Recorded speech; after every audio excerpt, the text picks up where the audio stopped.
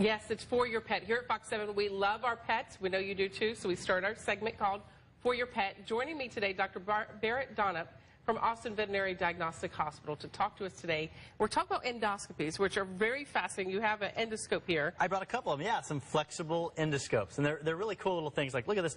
This one's tiny. I don't know if you can even see it. It's like, I'll hold still, sorry. But incredibly tiny. Look at this little guy. You can imagine that you can get into some real small spaces with this. This is your urethroScope. You can actually get into the urinary bladder.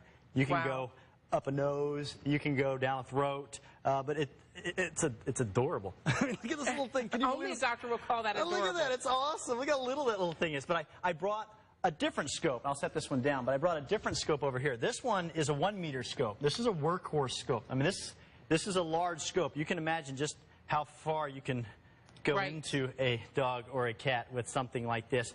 But very simple to use, much like to date myself, the old original Nintendo game controllers. I mean, you've got up and you've got down and left and right. Well, how common are these procedures? Oh, well, I think they're pretty common. The endoscopes themselves are very common also. I mean, you can get this stuff on eBay.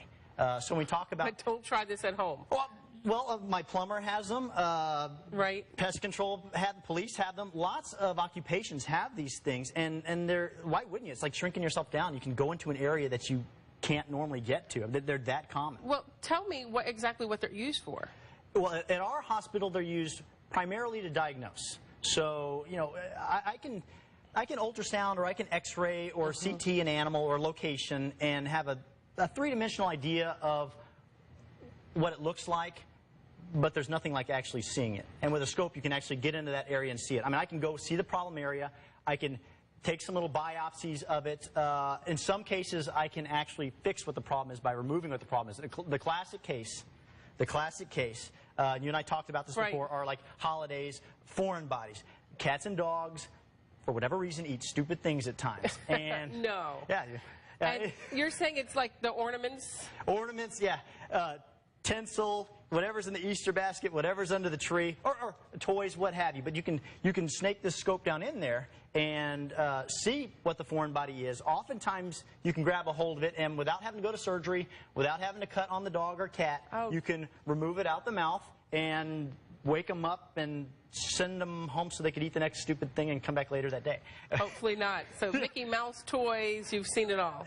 Yeah, and just about everybody's had their animal eat something dumb and sit there and wait for them to pass it and say, please make it. And that's how you go searching for it. Well, show us. You're going to show us some of the procedures, but I want to warn viewers that you're going to be seeing video from an endoscopy procedure, and for some, they might think this is kind of gross. Yeah, maybe a little bit gross. I'll try and keep it clean. But I got a few little videos here. This is one that we already knew from a CT that there's a mass inside this dog's nose. So we're on the left nostril right now using that little scope, and we're looking around. This is a normal nostril, one side. But we wanted to actually know what we were going to be dealing with prior to surgery, so we wanted a biopsy of it. So when you move over to the other nostril, boom, there's a big ugly right there. And we actually took a little snippet of it with the biopsy forceps, and we were able to just pull off a piece of it and send it off to a histopathologist to say, hey, what is this? So we knew exactly what we were dealing with prior to going to surgery.